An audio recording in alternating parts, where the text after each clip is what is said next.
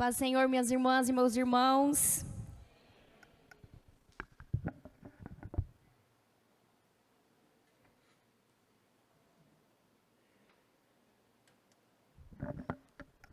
Graças a Deus por mais uma oportunidade.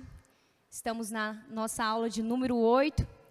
Muito feliz, né? Eu creio que todos nós que estamos participando desse curso podemos dizer que já aprendemos bastante, né? Com os homens e as mulheres de Deus que passaram por aqui.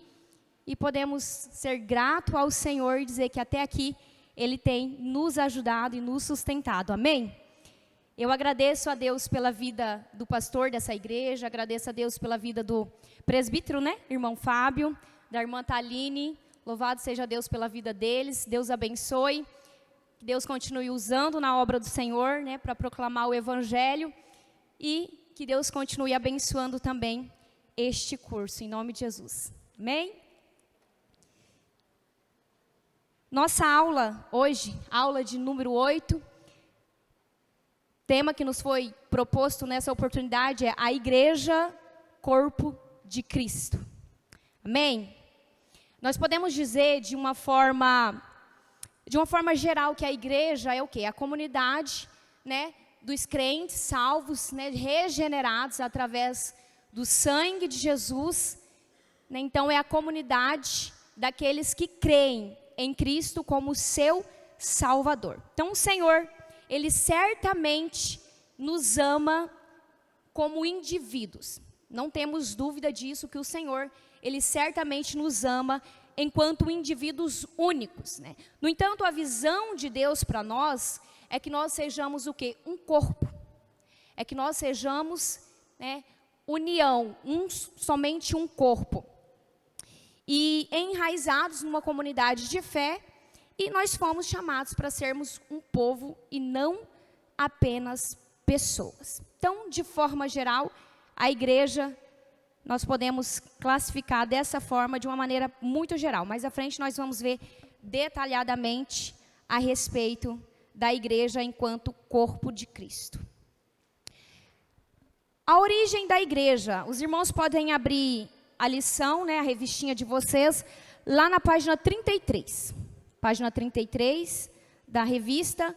E quem tem o livro, né, o livro Cremos, quem tem esse livro, pode abrir na página 118, que mais à frente nós vamos ler algum dos trechos do livro também. Amém? Então, tópico 1, a igreja. Tópico 1, a origem da igreja.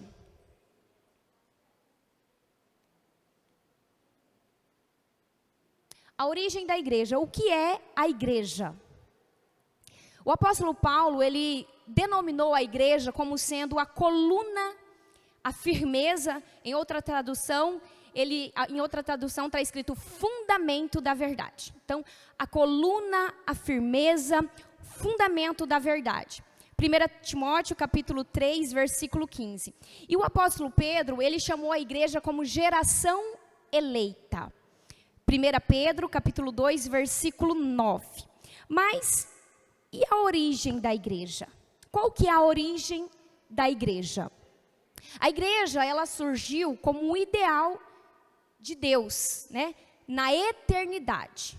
Nós podemos dizer, classificar dessa forma.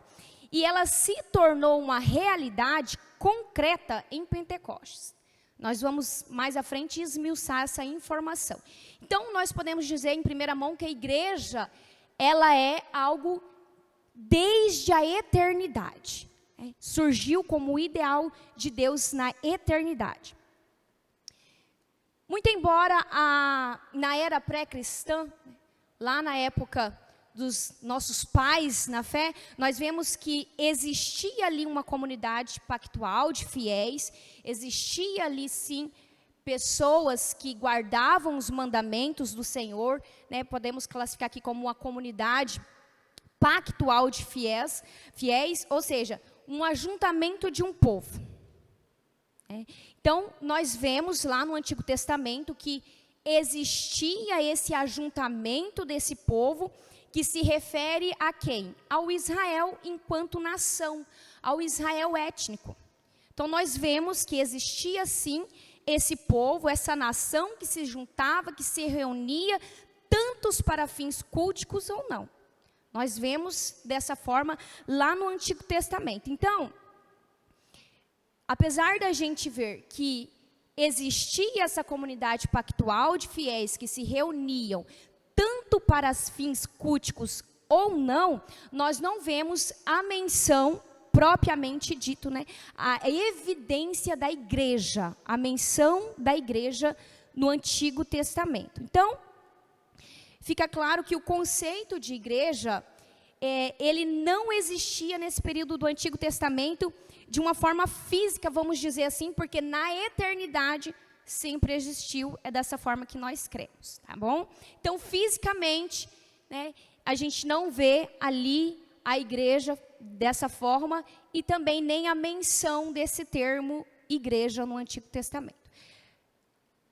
Ao citar de forma expressa a palavra igreja, né, no original eclésia, salvo engano é assim a pronúncia, né, eclésia, pela primeira vez, lá em Mateus capítulo 16, versículo 18, Jesus ele falava de algo que iniciaria no futuro.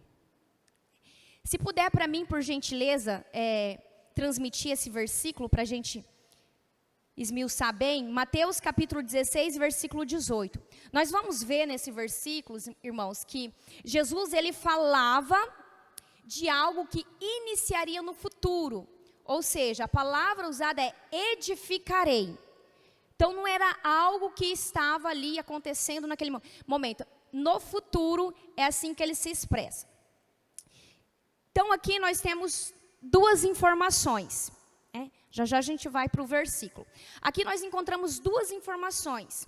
A primeira, que é a primeira menção desse termo no Evangelho, Jesus Cristo segundo escreveu Mateus. É a primeira vez que nós vemos a menção desse termo, eclésia, igreja. E a segunda informação é que ela está inserida no contexto de futuro. Tá dando certo?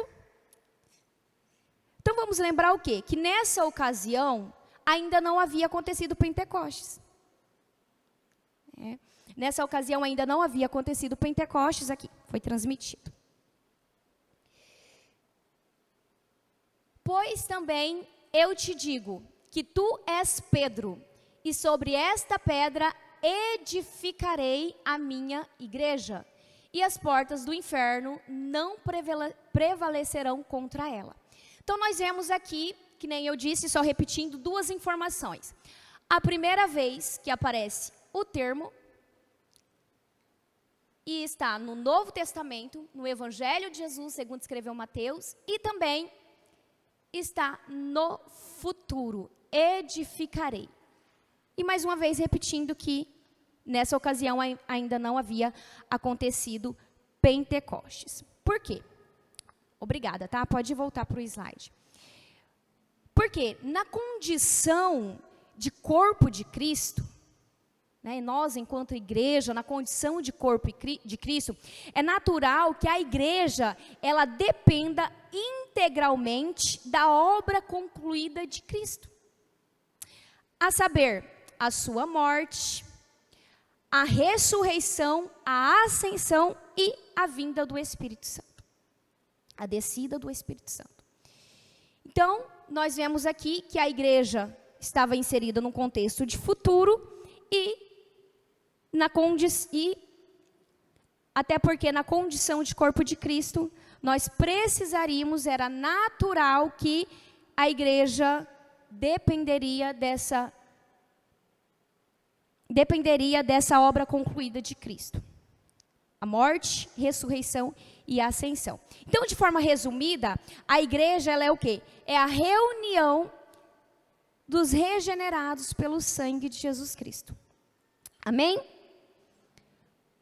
Vamos ler aqui. O que é a igreja? A igreja é a comunidade dos crentes em Cristo, Efésios capítulo 1, versículo 1, comprada, fundada protegida, edificada e dirigida por Ele. Mateus 16, 18. Atos 20, 28.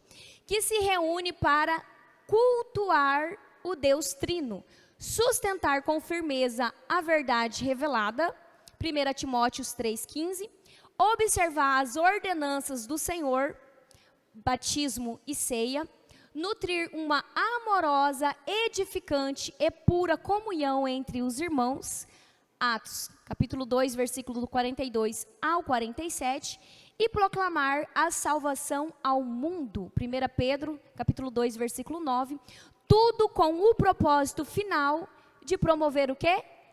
A glória de Deus. Efésios, capítulo 3, versículo 21. Amém? Subtópico B, a igreja como criação divina. Se quiser dar uma olhadinha, acompanhar aí na revista, fique à vontade. Se não, podemos acompanhar apenas aqui pelo slide mesmo. A igreja como criação divina. O apóstolo Paulo, ele menciona que a igreja não foi uma criação humana, e sim algo instituído ali pelo próprio Deus. Então, de acordo com esse apóstolo, a igreja não foi uma criação humana, muito menos uma ação de última hora. Talvez muitas pessoas possam pensar o quê? Que devido à situação em que ocorreu na história com Israel, todos nós sabemos, pode ser que aí o Senhor quis suprir essa lacuna com a igreja. E não é assim que nós vemos com base na palavra. Então, o apóstolo Paulo, ele vai dizer que a igreja não foi uma criação humana e muito menos uma ação de última hora. A igreja, nós entendemos a partir da palavra que ela existe desde a eternidade, foi revelada em Pentecoste. E a igreja é um projeto feito pelo nosso Deus desde a eternidade. Efésios capítulo 1, versículo 4. Diz a palavra: antes da fundação do mundo, Deus nos escolheu. Então aqui nós já podemos observar o quê? Que nós não somos obra do acaso. Antes da fundação do mundo, ou seja, desde a eternidade. Antes da fundação do mundo, Deus nos escolheu nele para sermos santos, irrepreensíveis diante dele em amor. Efésios capítulo 1, versículo 4. Se quiserem tomar nota desses versículos, fiquem à vontade para depois aumentarem o conhecimento de vocês em casa. Então, essa afirmação do apóstolo Paulo, ela tira toda a nossa dúvida em relação ao improviso da criação da igreja. A igreja não foi obra do acaso, a igreja não foi um improviso, não. A igreja, ela existe desde a eternidade. Então, nós entendemos que Deus, na sua onisciência, Deus na sua grandeza, no seu poderio, no seu senhorio, ele já sabia de antemão o que poderia, aliás, ele já sabia de antemão o que aconteceria com o homem. Ele já sabia, em sua onisciência, em sua grandeza. Então, para salvar o homem de toda a situação, salvar o homem do pecado, o que fez? O que o nosso Senhor fez? Instituiu ali a igreja para salvar o homem através da obra de nosso Senhor Jesus Cristo. Amém? Então, nós vemos também que o mesmo apóstolo, o apóstolo Paulo, em sua carta aos Efésios, ele faz referência a esse mistério oculto.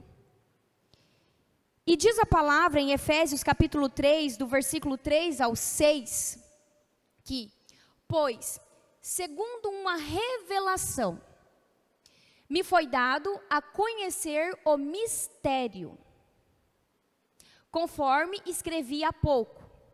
Então, antes aqui do versículo 3, né, se vocês depois quiserem ler em casa, ele está se referindo aqui a uma revelação que ele teve.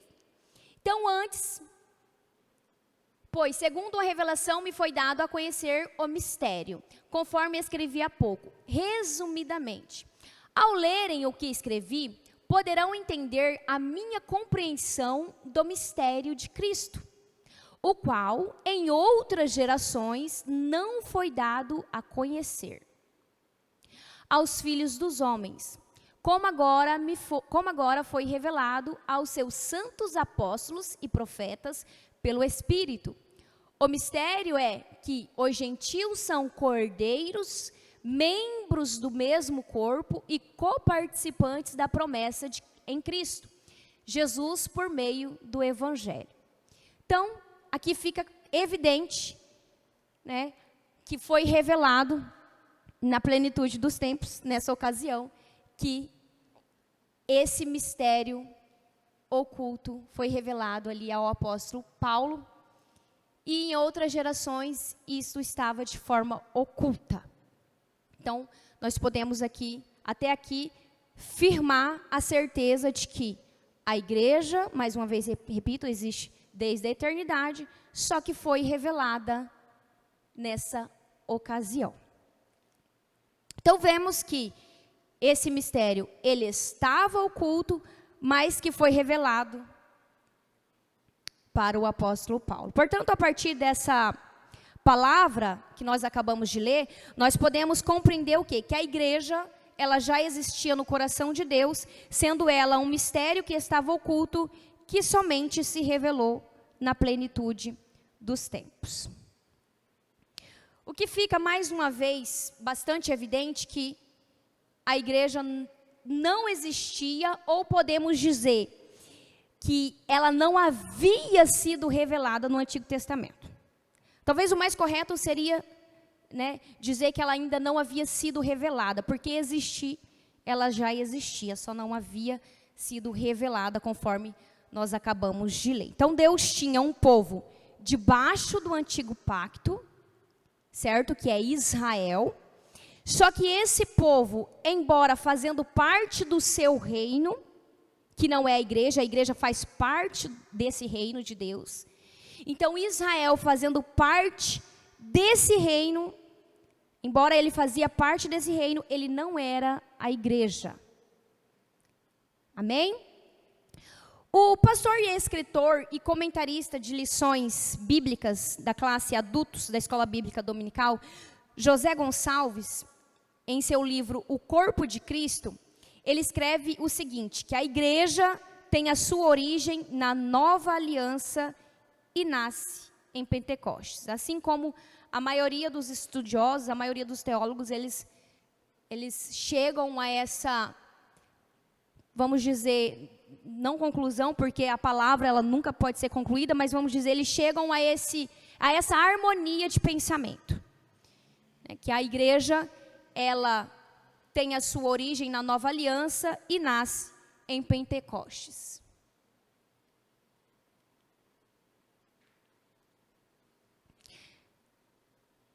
Então eu coloquei aqui uma imagem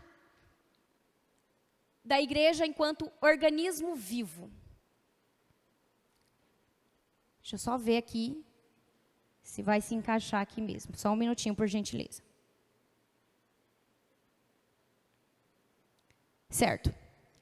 A igreja ela é composta por pessoas vivas, que somos nós, ligadas umas às outras, formando um só corpo, cujo Cristo é a cabeça desse corpo. Amém? Composta por pessoas vivas, ligadas umas às outras, formando um corpo, cujo Cristo é a cabeça dessa igreja. Tópico C, a igreja primitiva. Nós vamos ver que, depois de Pentecostes, Lucas, ele destaca que todos os dias acrescentava o Senhor à igreja aqueles que se haviam de salvar. E aqui eu me lembrei de algo interessante, só abrindo um parêntese, que Lucas, o mesmo escritor do Evangelho de Jesus, segundo escreveu Lucas, e também do livro de Atos dos Apóstolos, no livro, aliás, no Evangelho de Jesus, segundo escreveu Lucas, não há menção da igreja, não há menção da palavra eclésia, igreja. Mas já em Atos, onde o mesmo escritor escreve, nós vemos diversas passagens bíblicas a respeito da igreja. Isso, o que nos faz entender? Que a igreja, ela de fato iniciou ali em Pentecostes. Então, no livro de Atos dos Apóstolos, que nós podemos caracterizar como o primeiro livro da história da igreja, o Senhor Jesus Cristo, ele traça o que nós poderíamos chamar de agenda do reino de Deus, que é onde inicia ali a igreja propriamente dita, os trabalhos da igreja, a obra missionária, a expansão do evangelho do Senhor. E nós podemos aqui caracterizar isso como que a agenda do reino de Deus. Atos capítulo 1, versículo 8, diz: recebereis poder ao descer sobre vós o Espírito Santo, e sereis minhas testemunhas, tanto em Jerusalém, como em toda a Judeia e Samaria, e até os confins da terra. É essa a agenda, é essa agenda que eu estou aqui intitulando, humildemente, né, intitulando como a agenda do reino de Deus. Então nós vemos que no livro de Atos está distribuído o livro de Atos, ele está distribuído dentro desse programa, dessa organização, dentro dessa agenda, vamos dizer assim. Em Atos, do capítulo 1 ao 7, o evangelho, ele alcança Jerusalém. Em Atos, capítulo 8, o evangelho, ele já alcança Samaria. É isso que eu estou me referindo enquanto agenda, essa expansão. Então, nós vemos, né, do 1 ao 7, o evangelho alcançando Jerusalém. Em Atos 8, nós vemos o evangelho alcançando Samaria. E muito embora esteja na Palestina, nós vemos a partir da palavra que também já alcança um povo que não era puramente judeu. E a partir do capítulo 9 do evangelho, a partir do capítulo 9, nós vemos o evangelho chegando a Damasco. Então nós podemos observar o quê? Uma crescente da expansão do evangelho de Jesus a partir de Pentecostes.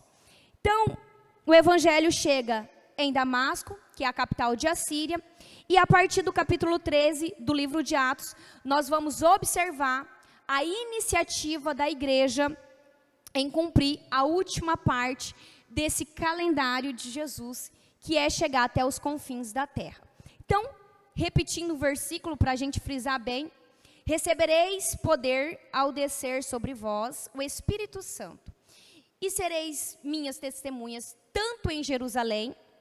E nós percebemos aqui, eu acabei de falar, que o evangelho começou-se a partir dali, né, de Jerusalém, alcançando esse povo. Após o versículo diz: como em toda a Judeia e Samaria, e por fim, até os confins da terra. Nós vemos tudo isso acontecendo no livro de Atos dos Apóstolos. E no capítulo 13 e 14, vemos também Barnabé e Saulo que saem para a primeira viagem missionária, chegando até a região da Galácia e alcançando Antioquia, da Psídia, Perge, Derbe e Listra.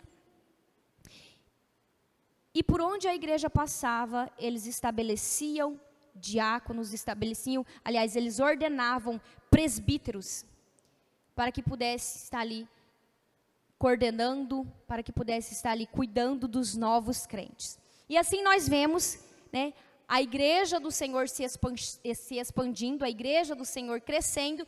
Depois nós vamos ver também no livro de Atos dos Apóstolos, a segunda viagem missionária, a terceira viagem missionária, e depois vocês leem em casa para aumentar, expandir esse conhecimento ou relembrar. Amém? A natureza da igreja, enquanto visível e invisível.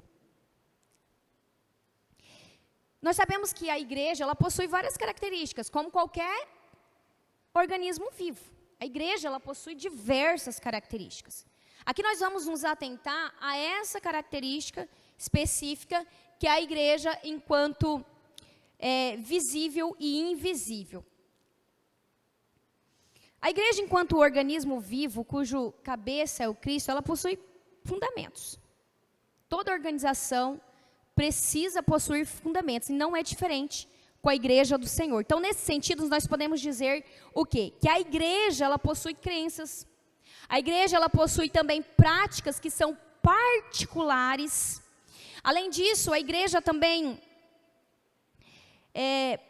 revela, a partir da sua essência, características que são somente inerentes a ela. E tudo isso vai caracterizar a igreja em sua essência. E aqui nós vamos nos atentar à igreja local, visível e invisível. Isso. Então, dessa forma, nós podemos dizer que a igreja genuinamente cristã, ela é o quê? Confessional. Porque possui fundamentos na palavra de Deus, e essa palavra ela pode ser descrita como o próprio Cristo, que é a palavra encarnada, e também a palavra revelada, que é a Bíblia Sagrada. Então, a igreja do Senhor, a igreja verdadeira, a igreja no sentido universal, ela possui fundamentos na palavra, tanto em Cristo, a palavra encarnada, tanto na palavra revelada, que é a Bíblia, né, a palavra inspirada, que é a Bíblia Sagrada. E também a igreja, ela é habitada pelo Espírito Santo.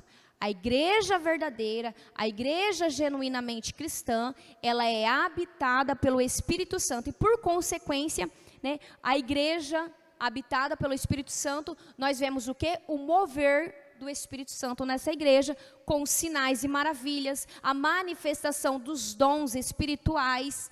E através dos dons espirituais, nós vemos curas, discernimento de espírito, entre todos os outros dons espirituais. Também nós vemos o quê? Ordem, nós vemos decência, porque onde o Espírito Santo de Deus está, é dessa forma que acontece. Então, outro aspecto da igreja genuinamente cristã é em relação à sua dimensão, e aqui nós vamos frisar exatamente essa característica, e ela pode ser tanto local e visível, que é esta igreja aqui, que é local, tem uma localidade no quesito geográfico, e visível. E também a igreja universal e invisível. A igreja local e visível, ela se refere em relação à localização geográfica. E ela pode ser vista, ela pode ser sentida. Um exemplo muito claro que nós vemos nas Escrituras Sagradas é em relação às cartas. Quando os apóstolos, eles enviavam as cartas, ali se referindo a alguma comunidade local, alguma comunidade no quesito geográfico. Como, por exemplo, a carta à igreja de Corinto, a carta à igreja de Éfeso, todas as outras demais cartas. Então, aqui nós vemos o quê? A igreja local e visível. E este é um exemplo muito claro, a carta à igreja de Corinto. Então, ali, né, o apóstolo, ele enviou aquela carta a uma igreja que poderia ser vista, sentida, e ela estava ali numa localização geográfica. E a igreja universal e invisível, ela existe da mesma forma, assim como a igreja local e visível, porém, ela está numa dimensão universal. Como assim? Talvez seja mais difícil a gente visualizar, porque essa visualização ela é mentalmente, porque ela não existe de forma física, vamos colocar assim. Então, essa igreja universal e invisível, nós precisamos visualizá-la de forma mental mesmo, fazer um exercício mental, porque ela não está limitada a um espaço. Então, essa igreja universal, ela consiste de todos os crentes salvos de todas as épocas. Então, desde os primórdios, desde o início, todos os crentes salvos faz parte da igreja universal. Todos os crentes salvos faz parte dessa igreja. Enquanto na igreja visível e local, aqueles que fazem parte somos nós que estamos aqui, né, fisicamente, podemos dizer assim. Então, ela é formada a Igreja Universal é formada por todos os cristãos regenerados que estão em todos os lugares, inclusive aqueles que já estão na glória. Hebreus capítulo 12, versículo 23. Então, essa igreja, ela não se limita à dimensão terrena. Para ficar mais claro, a igreja visível e local, podemos colocar aqui, tanto a igreja Congregação Éfeso, a sede, a Monte Sião, a igreja metodista, a igreja batista, né? Todos nós fazemos parte de somente um corpo. O que existe entre, por exemplo, a igreja Assembleia de Deus e a igreja batista é diferença denominacional. Mas enquanto igreja nós somos um só corpo. Aí existe essa diferença denominacional por questões de diferenças que não vai ferir a palavra de Deus. Então, tanto a igreja batista, metodista, congregação cristã, Assembleia de Deus, faz parte dessa igreja local e visível.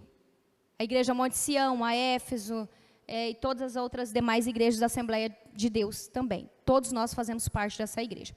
A igreja universal é a igreja que faz parte de todos aqueles que estão salvos, regenerados, tanto aqueles que estão na glória, quanto nós que também estamos aqui. Então, a igreja universal, somente o Senhor pode ver aqueles que faz parte realmente dessa igreja. Enquanto a igreja visível, que é a igreja local, nós que estamos aqui, nós, aos nossos olhos humanos, não podemos dizer se de fato, por exemplo, vou colocar eu aqui como exemplo, faço parte dessa igreja. Eu estou aqui, mas será que realmente eu estou fazendo parte desse corpo? Será que realmente eu estou sendo fiel às palavras do Senhor? Então, de repente, a igreja, os irmãos estão me vendo e tem essa dedução que sim, a irmã Érica faz parte do corpo de Cristo, né? Mas, enquanto igreja universal, somente o Senhor sabe disso. Então, existe essa diferença, né? Que a igreja local, visível, aos nossos olhos humanos, nós não podemos caracterizar isso. O que nós vemos é o testemunho dos irmãos, e assim nós podemos ter esse discernimento, né? Mas firmar isso somente o Senhor Jesus, porque somente Ele que conhece o coração de cada um de nós. Então existe essa diferença aí entre a igreja local e a igreja universal. Os irmãos estão entendendo? Está fácil a compreensão? Amém? Então, a denominação, ela é humana. Essa questão denominacional, ela é humana. Enquanto a igreja, ela é divina. A denominação, quem cria, quem estabelece os nomes, é o homem. Enquanto a igreja, ela é divina. A denominação, ela pode fechar. A qualquer momento. A igreja, no sentido do templo. Vamos citar aqui um exemplo para ficar mais claro. A igreja X, vou colocar aqui nome X, para não citar nenhum outro nome. A igreja X está passando por algumas dificuldades, talvez financeira, e por esse motivo vai precisar fechar as portas. Essa igreja, ela fechou as portas. Mas a igreja, enquanto igreja universal, que é a igreja, né, divina, a igreja do Senhor, ela não fecha. O que pode fechar é as portas desse templo físico. Mas a pessoa, enquanto corpo de Cristo, que faz parte da igreja do Senhor, da igreja viva do Senhor, jamais fechará. Porque é a igreja divina. Amém? Entenderam? Então, denominação é humano, igreja é divino. E nem todo grupo de cristão pode ser considerado, pode ser visto como fazendo parte da verdadeira igreja do Senhor. Nós sabemos que, a partir da palavra mesmo, que existe muitas, né, vamos colocar aqui, comunidades que se dizem cristãos, mas que, se a gente for analisar profundamente, não faz parte da igreja verdadeira, da igreja genuinamente cristã. O que vai diferenciar isso, o que nós vamos analisar, para diferenciar, para fazer essa diferença do que realmente é igreja e do que realmente não é, né? Igreja enquanto igreja universal, igreja verdadeiramente cristã, é o quê? A fidelidade a Cristo. Nós vamos observar os frutos, a fidelidade a Cristo e a fidelidade às Escrituras Sagradas. Dessa forma, nós vamos poder analisar se realmente aquela comunidade, aquele grupo, é de fato parte da igreja verdadeira, da igreja genuinamente cristã. Amém? 8 horas, né? Mas eu só vou seguir aqui um pouquinho mais para depois dar um intervalo para vocês. Só vamos ver mais um tópico aqui para a gente conseguir adiantar bem. O corpo de Cristo, subtópico 2. Se quiserem acompanhar, página 34. O corpo de Cristo. Como funciona o corpo?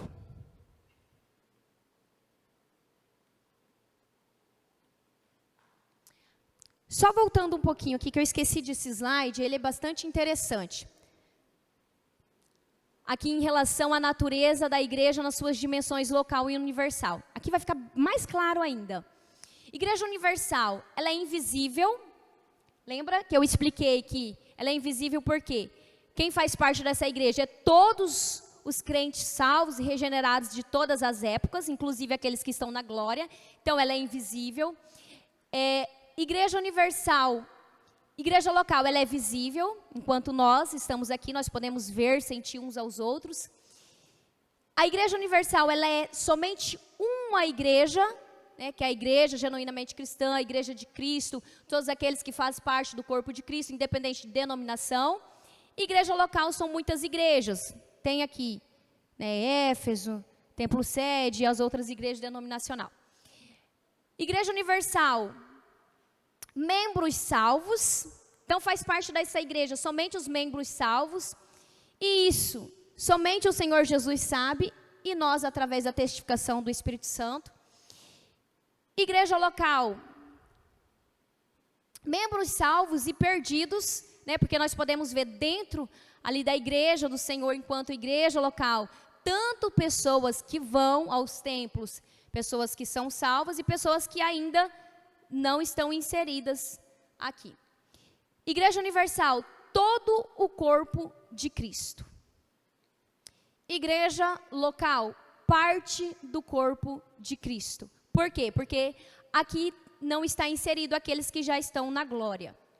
Igreja universal, Cristo é cabeça visível no céu. Igreja local, Cristo é cabeça invisível na terra. Igreja universal, sem ordenanças, local, com ordenanças. Igreja universal, não tem divisão denominacional. Igreja local, existe bastante denominações. Igreja universal é indestrutível. Igreja local, destrutível, no sentido que eu expliquei, que algumas igrejas podem se fechar as portas, mas nós, enquanto corpo de Cristo, nunca fechamos, porque nós somos a igreja verdadeira do Senhor Jesus. Então, seguindo à frente, agora. Subtópico 2, o corpo de Cristo. Ficou mais claro aqui? Amém. Como funciona o corpo? De todas as analogias que nós vemos, né, a analogia do corpo ela é a mais fácil de se entender, porque todos nós temos um corpo. Todos nós sabemos como funciona o nosso corpo. Né? E no corpo humano, cada detalhe é importante. Desde o coração, desde o cérebro, desde os órgãos vitais, os órgãos mais importantes, até a unha do dedão do pé. Então, tudo é importante. Não existe nada que nós podemos descartar e falar, olha, não faz parte, não é importante, essa parte aqui do corpo eu vou descartar. Então, desde os principais órgãos até, né, a unha do dedão do pé é importante. E na carta aos Coríntios, nós vemos o apóstolo Paulo, ele usa essa imagem do corpo para se referir, para fazer essa analogia. E ele diz que 1 Coríntios, capítulo 12, do 12 ao 26. Já nós vamos ler. Então, ele usa essa imagem do corpo humano e diz que ele é formado por muitos membros. né, assim como o nosso corpo, muitos membros articulados e coordenados para quê? Para comparar a igreja de Cristo. Então ele faz essa comparação, essa analogia. 1 Coríntios, capítulo 12, do 12 ao 26.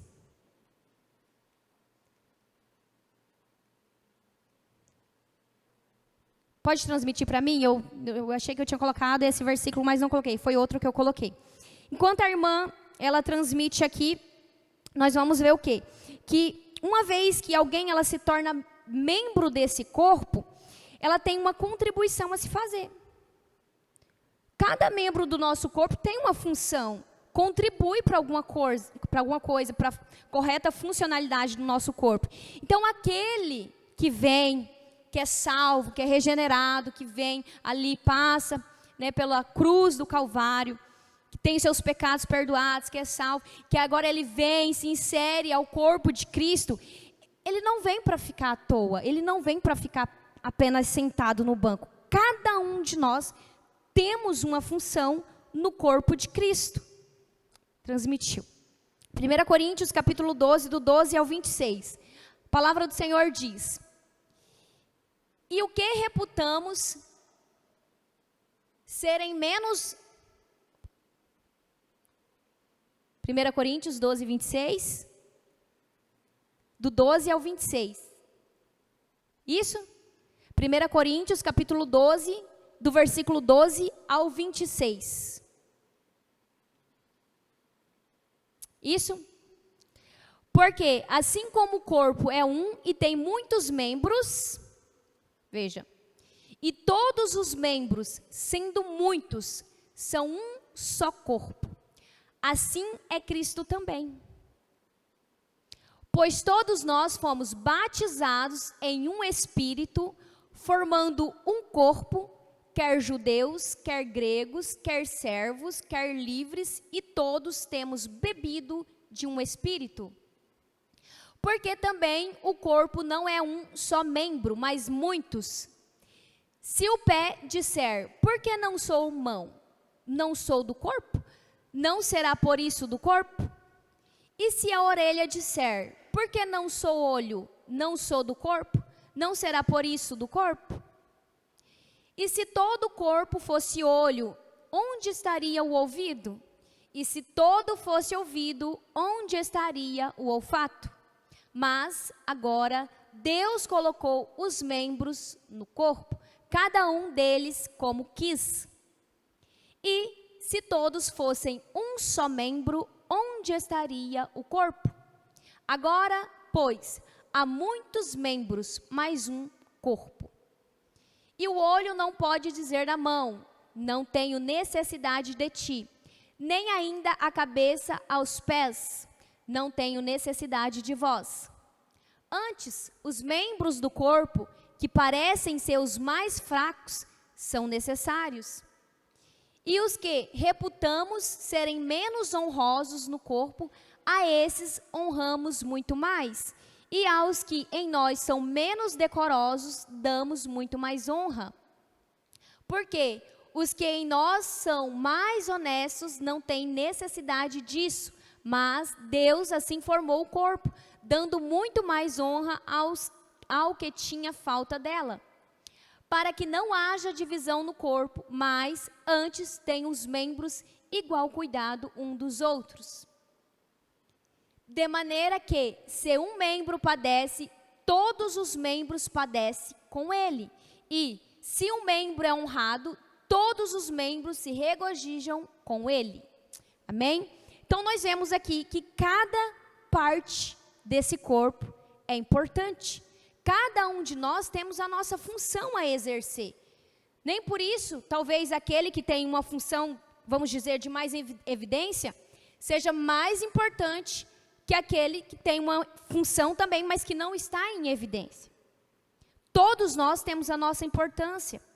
O Espírito Santo, ele distribui os dons, né, dele, à igreja do Senhor. Então, de repente, um tem um dom, o outro tem o outro. Um tem ali a sensibilidade de fazer visitas. tem esse talento, tem esse dom da parte do Senhor de visitar. O outro tem, né, o dom chamado para o ensino. Então, cada um exerce a sua função da maneira que foi chamado e da maneira que o Senhor determinou, e nem por isso um é mais importante ou menos importante que o outro. Todos nós temos a nossa função no corpo de Cristo. Todos nós devemos funcionar de maneira hábil, de maneira clara, de maneira saudável, para que o corpo de Cristo possa ter andamento e a igreja do Senhor, assim, ela é expandida, alcançando tantos mais pessoas, né, pudermos alcançar. Então, uma vez que a pessoa se torna membro deste corpo, ela tem uma contribuição a fazer. Então, não pense você que a sua função é simplesmente vir à igreja, enquanto templo físico aqui, né? E somente ouvir. Não, cada um de nós.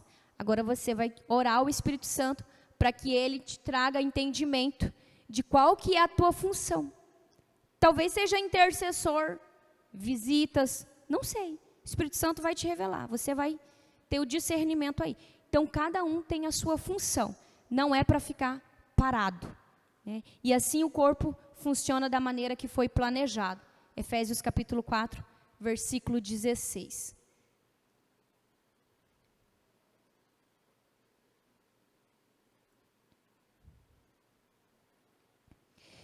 Igreja saudável e avivada. Vou finalizar esse tópico aqui da igreja saudável e avivada e a gente vai para o intervalo, amém? Uma igreja saudável e avivada, ela precisa ser o quê? Verdadeiramente bíblica. Firmada na palavra de Deus.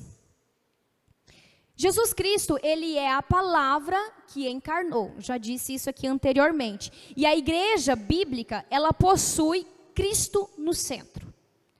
Então, se nós quisermos sermos uma igreja avivada, nós precisamos estudar a palavra, nós precisamos buscar conhecimento na palavra.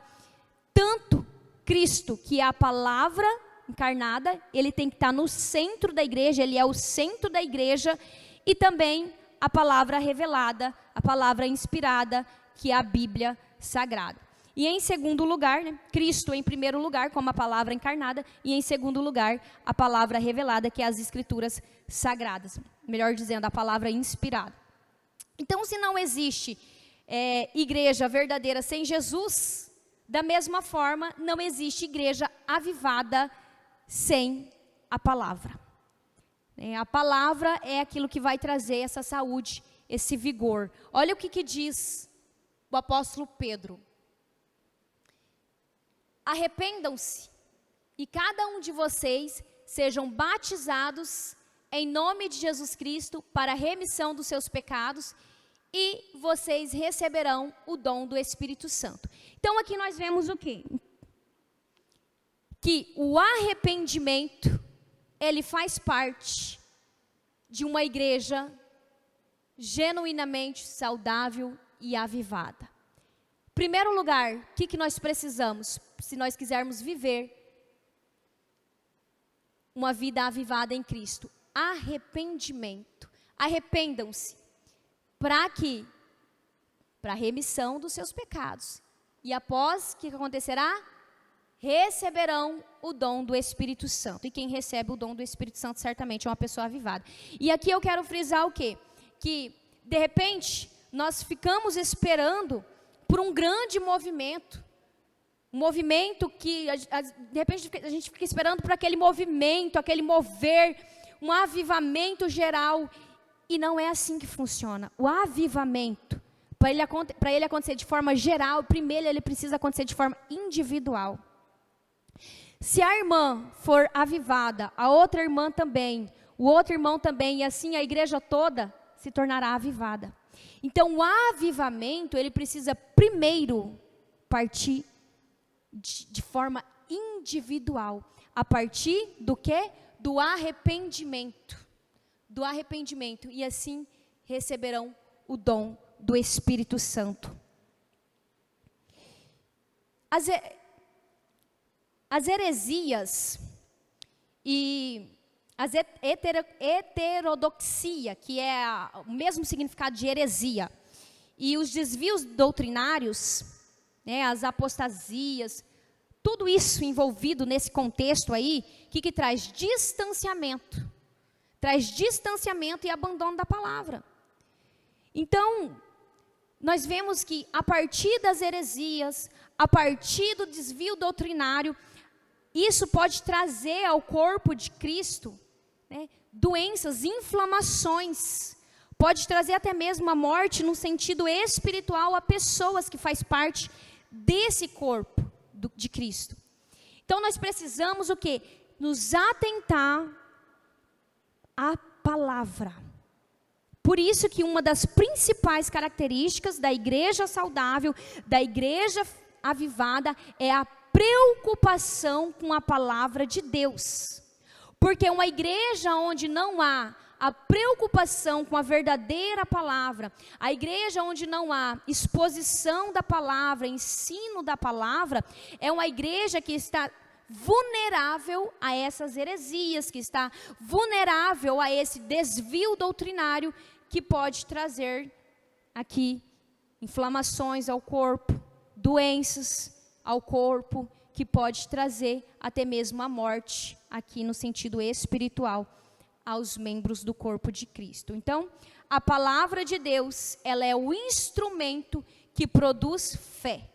E sem fé é impossível agradar a Deus. Além do mais, a palavra, ela é aquela que leva as pessoas ao arrependimento. Então, a partir do momento que você começa a ler a palavra, se debruçar na palavra, a palavra vai confrontando e leva a pessoa ali ao arrependimento, e não existe avivamento sem antes estar precedido ali do arrependimento. Atos capítulo 2, versículo 38, e a gente finaliza.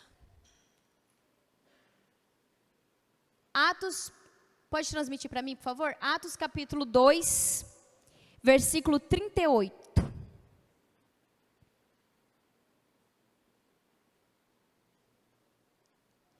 E disse-lhes Pedro: arrependei-vos, e cada um de vós seja batizado em nome de Jesus Cristo, para o perdão dos pecados, e recebereis o dom do Espírito Santo.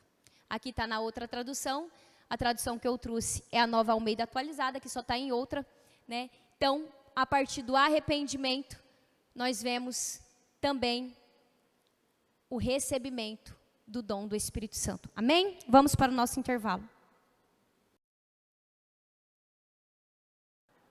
Vamos retornar então, agora no tópico 3. Qual a missão da Igreja de Cristo?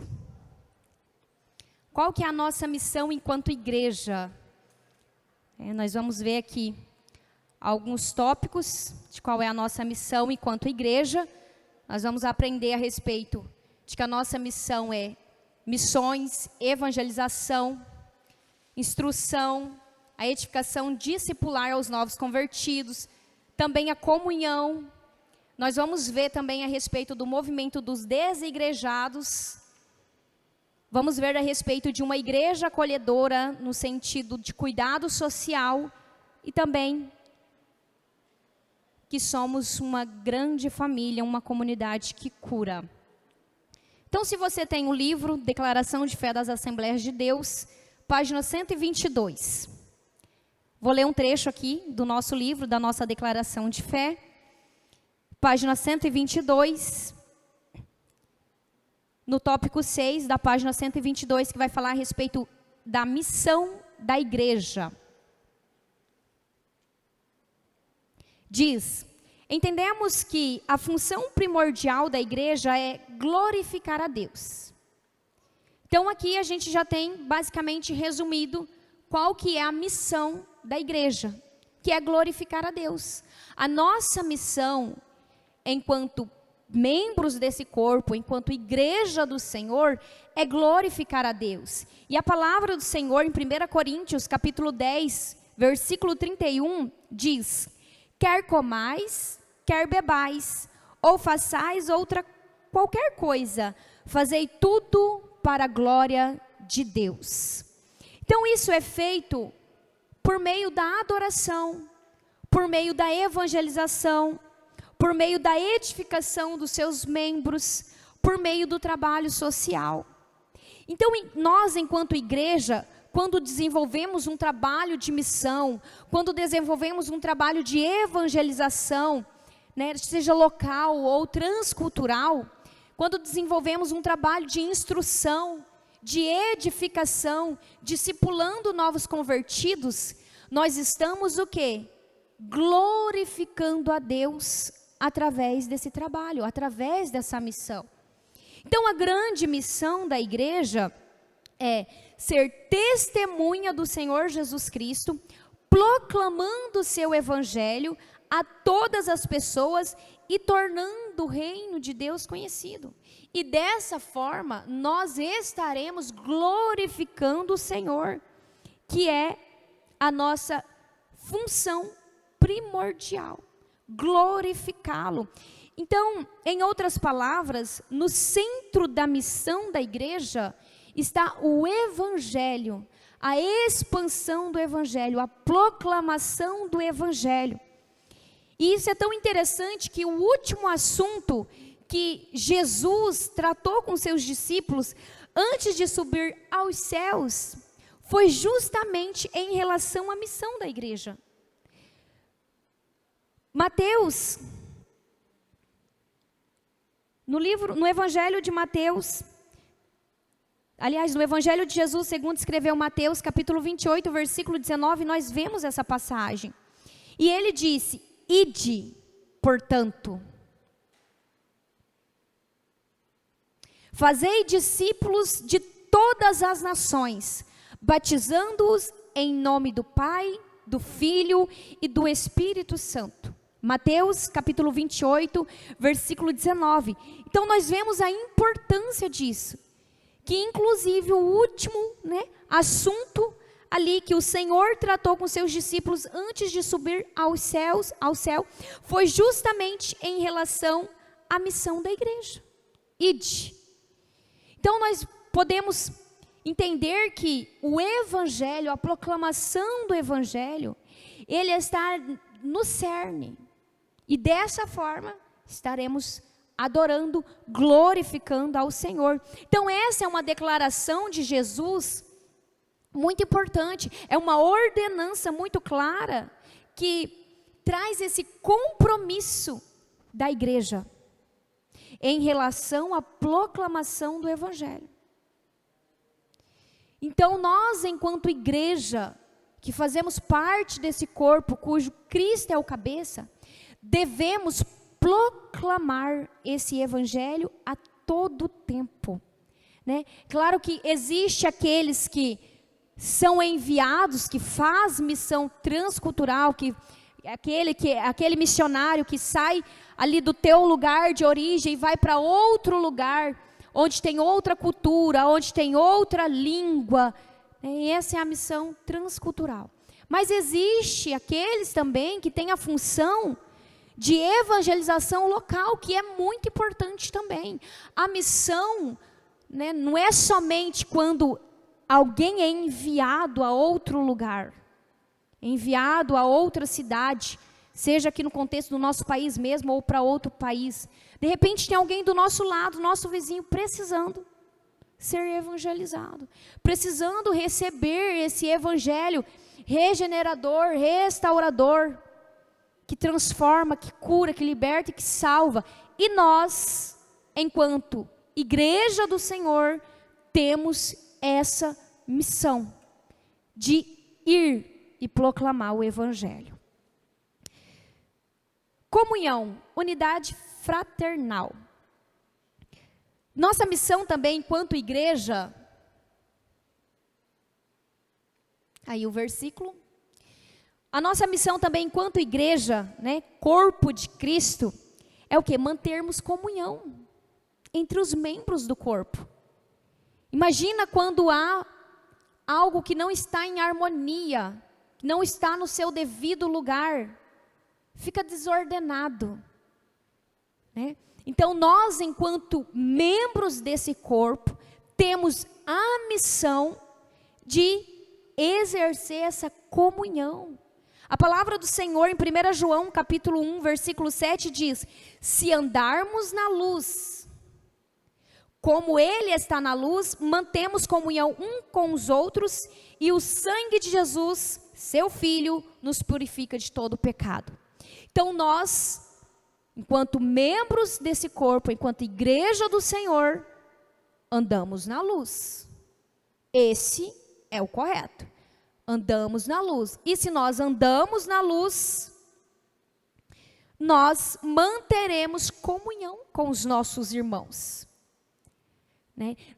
A hora que eu estava estudando sobre isso, me veio algo à mente, e eu, há alguns dias já estava pensando sobre isso, e o Senhor me trouxe a memória aqui novamente, que é o seguinte: às vezes o irmão ou a irmã, né, vem à casa do Senhor, entrega o seu culto, o seu louvor, a sua adoração, mas no fim do culto, não tem a comunhão com o irmão. E essa comunhão que eu estou dizendo não é ficar de papinho, não é isso. É comunhão no sentido fraternal, no sentido de amor, né? E às vezes a gente vê aquela pessoa num mover muito grande, ali prestando ali o seu culto, mas e a outra missão? Que é exercer essa comunhão. E às vezes encontra na rua, desvia, né? Isso também faz parte da missão do cristão, que é exercer essa comunhão, essa unidade fraternal. A palavra do Senhor em Salmo 133, 1 diz: ó, quão bom e agradável é que os irmãos habitem em união. Então a palavra do Senhor é muito clara para nós em relação a essa comunhão, que também faz parte da missão da igreja, e dessa forma estaremos glorificando ao Senhor. C, o movimento dos desigrejados, tema bastante, vamos colocar aqui, pertinente, bastante vivo nos nossos dias, bastante polêmico também. Precisaríamos aí de bastante tempo para falar sobre esse tema, muito importante, mas vamos aqui, de uma forma resumida, falar a respeito do movimento dos desigrejados. Esse movimento, ele vem crescendo muito nas últimas décadas, né? Então, são pessoas o quê? São pessoas que se dizem cristãs, mas que não estão filiadas a nenhuma denominação. Não vou dizer na igreja, porque a igreja no sentido universal, né, não estão filiadas ali a nenhuma denominação. Então eles dizem o quê? Que não possuem uma hierarquia, na verdade esse grupo religioso, eles não possuem hierarquia religiosa, não possuem um código doutrinário e muito menos uma estrutura arquitetônica, um templo, onde eles vão se reunir para adorar. E eles dizem que esse é o legítimo modelo da igreja do Novo Testamento, da igreja primitiva. Eles dizem, afirmam que esse é o legítimo, né, modelo de igreja. Quem conhece algum desigrejado? Alguém conhece? Eu conheço alguns e eu preciso dizer que eles são bastante convincentes. É por isso que nós precisamos estar firmados, enraizados na palavra, estudar a palavra e compreendemos, pedirmos a revelação do Espírito Santo para a gente compreender na sua plenitude exatamente o que diz a palavra, porque eles são muito convincentes.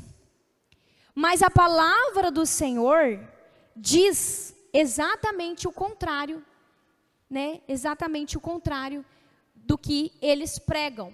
Hebreus capítulo 10, versículo 19 a 25, a tradução que eu estou usando aqui, a Nova Almeida atualizada, diz a palavra: portanto, meus irmãos, tendo ousadia para entrar no santuário, pelo sangue de Jesus, pelo novo e vivo caminho que ele nos abriu, por meio do véu, isto é, pela sua carne, e tendo um grande sacerdote sobre a casa de Deus, aproximemo-nos com um coração sincero, em plena certeza de fé, tendo o coração purificado de má consciência e o corpo lavado com água pura. Guardemos firme a confissão da esperança, sem vacilar, pois quem fez a promessa é fiel. Cuidemos também de nos animar uns aos outros, que está inserido também a questão da comunhão, no amor e na prática de boas obras. Não deixemos de nos congregar, como é costume de alguns. Então, naquela época, nós já vemos que existia algo, vamos dizer, parecido ou igual a um movimento dos desigrejados. Pelo contrário, façamos admoestações, ainda mais agora que vocês veem que o dia se aproxima. Vamos nos atentar aqui ao versículo 25. Não deixemos de nos congregar, como é costume de alguns, pelo contrário, façamos admoestações. O que é admoestações? O dicionário diz que admoestações é reprimenda que se faz a alguém sobre incorreção ou inconveniência de seu comportamento. Ou seja, se nós vermos algo parecido, o que nós devemos fazer? Pelo contrário, fazemos admoestações. Ensinar de acordo com a palavra, corrigir de acordo com a palavra, admoestá-los, né? Então nós vemos que o movimento dos desigrejados, ele deve ser visto como um desvio da verdadeira espiritualidade. A partir da palavra nós podemos compreender isso, né? E esse desvio da verdadeira espiritualidade, ela é expressa o movimento dos desigrejados deve ser visto como um desvio da verdadeira espiritualidade que é expressa no contexto da verdadeira igreja. Então, a reunião da igreja local, que é o corpo visível de Cristo, né, ela é essencial para o crescimento, tanto espiritual quanto pessoal, dos membros desse corpo. Então, essa reunião, esse entrosamento, essa comunhão, a koinonia, né, que nós fazemos aqui enquanto nos reunimos, enquanto membros deste corpo, é essencial para o crescimento saudável da igreja do Senhor. Ela é essencial para o crescimento espiritual e pessoal de cada membro deste corpo. Então, por isso, é impossível nós dizermos que amamos a Cristo, mas ignoramos o corpo de Cristo. E é isso que nós vemos no movimento dos desigrejados. Eles dizem que amam a Cristo, mas eles rejeitam fazer parte desse corpo de Cristo. Então, é impossível, né, amar a Cristo. Aliás, não é possível amar a Cristo e ignorar o seu corpo. Amém? Então, ficou claro a respeito aí do movimento dos desigrejados. Agora nós vamos para uma igreja acolhedora no sentido de cuidado social. E aqui eu me lembro muito de Dorcas, né? Então a fé cristã, ela precisa o quê? Ela precisa ser expressada tanto na esfera social, na esfera educacional, de várias formas, né? Aqui nós estamos dizendo no sentido de acolher os mais necessitados. E para que a igreja exerça, né, a sua fé de maneira bíblica, é necessário nos lembrarmos daqueles que são mais necessitados, daqueles que são mais carentes. E eu me lembro de Dorcas aqui. A Bíblia diz que Dorcas estava cheia de boas obras. Então era uma mulher, né, que nós podemos tomar como exemplo. Tem vários outros exemplos na palavra, mas aqui me lembro de Dorcas, que a Bíblia se refere a ela como uma mulher que estava cheia de boas obras e que fazia um trabalho social. Então, nós, enquanto igreja, enquanto corpo de Cristo, temos essa missão também de cumprir esse trabalho social. Fizemos isso, né, enquanto igreja, Assembleia de Deus, com os nossos irmãos do Rio Grande do Sul. Teve uma campanha, né, onde as pessoas se reuniram para ajudar ali os nossos irmãos que foram afetados pelaquela catástrofe natural ali no Rio Grande do Sul. Então, esse é um exemplo claro também de igreja acolhedora no sentido de cuidado social. Nós também somos, lá no subtópico E, uma grande família, uma comunidade que cura. E lá na página 120 do livro, vamos lá para a página 120 do livro. Declaração de fé. Vamos lá. Página 120. Amém? A palavra, aliás, o livro, aqui no tópico 2, que fala a respeito seus membros, diz, lá no finzinho da página 120, a vida cristã não é solitária, pois nenhum membro vive isolado do corpo. Você pode observar o teu próprio corpo. Não tem nenhum membro do teu corpo de forma isolada, afastado. Né? Então, a vida cristã ela não é solitária, pois nenhum membro vive isolado do corpo. Assim nós que somos muitos, somos um só corpo em Cristo, mas individualmente somos membros uns dos outros, diz a palavra em Romanos capítulo 12, versículo 5. Porque assim como o corpo é um e tem muitos membros, e todos os membros, sendo muitos, são um só corpo, assim é Cristo também. 1 Coríntios capítulo 12, versículo 12. Então, a conversão da pessoa leva a pessoa à comunhão a um grupo de crentes em Jesus. Então, nós não vivemos de forma isolada, nem devemos pensar nessa possibilidade. Quando a pessoa passa pela cruz, quando a conversão da pessoa, enquanto ela se converte, ela entra ali em comunhão com o corpo de Cristo, ela não passa mais a viver de forma isolada. Agora, ela está sendo acolhida por este corpo, pela igreja do Senhor. Então, nós vemos que a conversão da pessoa leva a comunhão com um grupo de crentes, né, daqueles que creem em Jesus como seu Salvador, nos tornando uma grande família, que existe vários irmãos nessa grande família.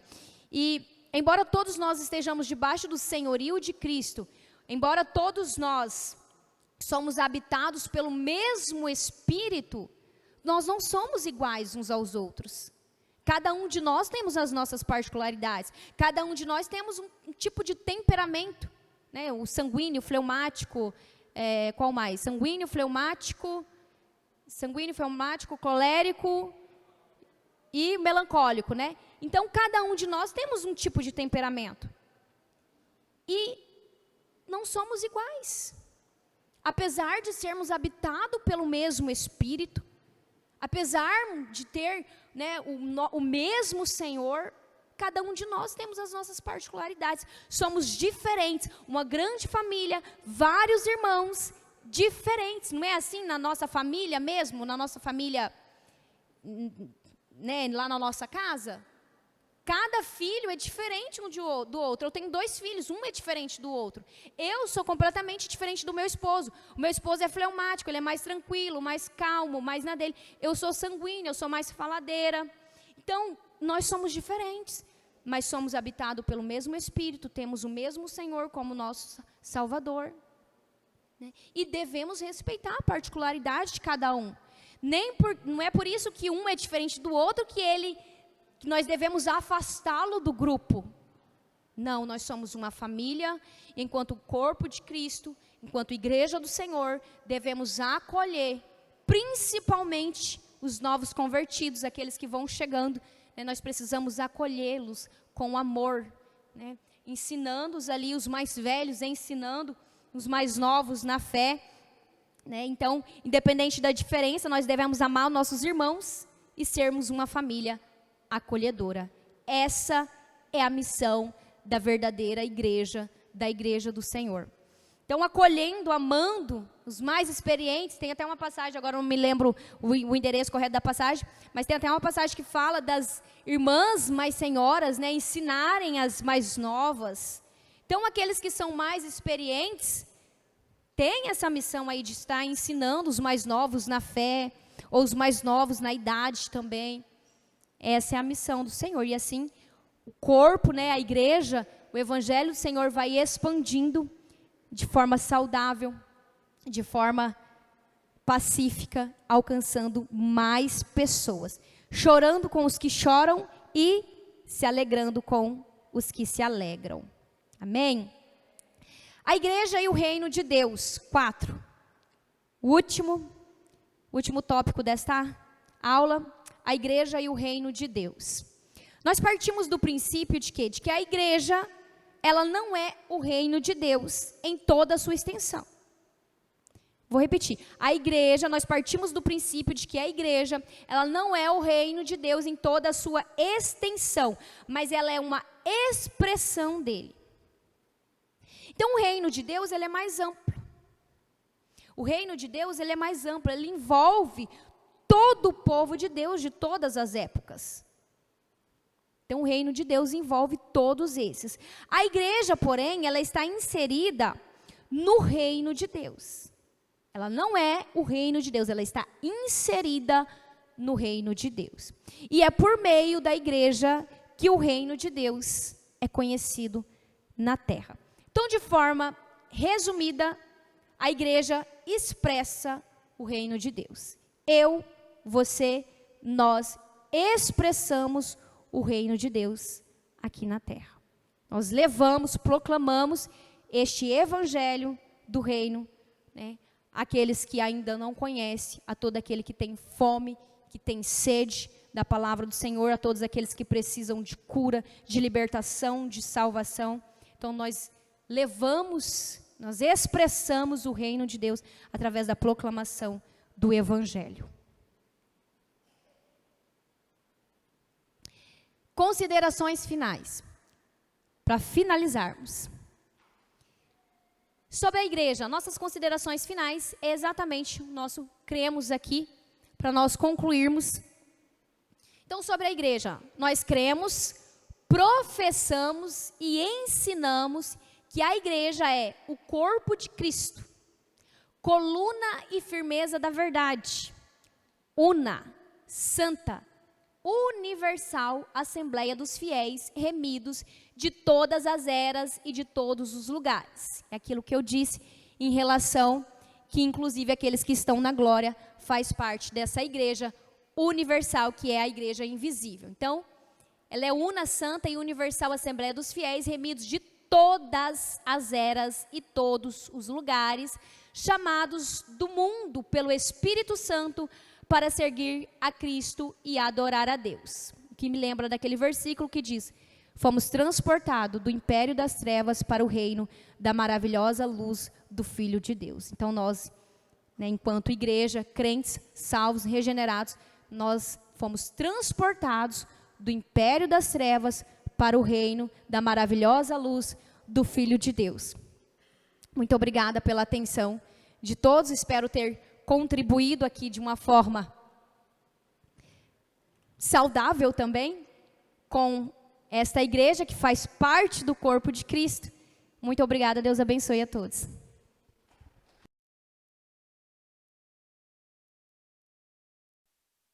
Irmãos, que maravilha de aula, né?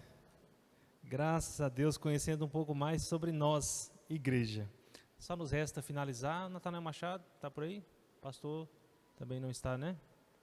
Natanael Machado não está, pastor não está. Convido os irmãos a se colocar de pé, vamos fazer uma oração. E assim finalizando, agradecendo a professora, a irmã Érica Betânia, por ter aceitado o desafio. O esposo também, né? Porque em conjunto está aí sempre apoiando. Que Deus abençoe este casal grandemente, juntamente com os filhos. Muito obrigado. Nós somos eternamente gratos e Deus há de recompensar vocês. Vamos orar ao Senhor então. Senhor Deus, nós te louvamos por esta hora, esses momentos que passamos aqui, Senhor, aprendendo sobre a tua igreja, corpo de Cristo aqui na terra. Muito obrigado, Senhor, por esclarecer melhor os nossos corações, quem somos e a nossa função aqui.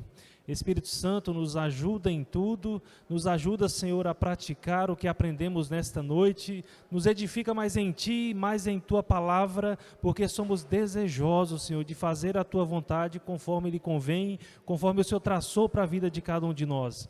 Abençoe a professora, juntamente com a sua família, o seu esposo, todos que vieram aqui nesta noite, Senhor, que o Senhor possa continuar honrando-os, abençoando-os, enquanto eles estiverem aqui, que o Senhor possa ser provisão na vida deles, Senhor, no lar, onde eles estiverem, as necessidades que eles tiverem, que o Senhor possa ser provisão para cada um deles, em nome de Jesus é a nossa oração.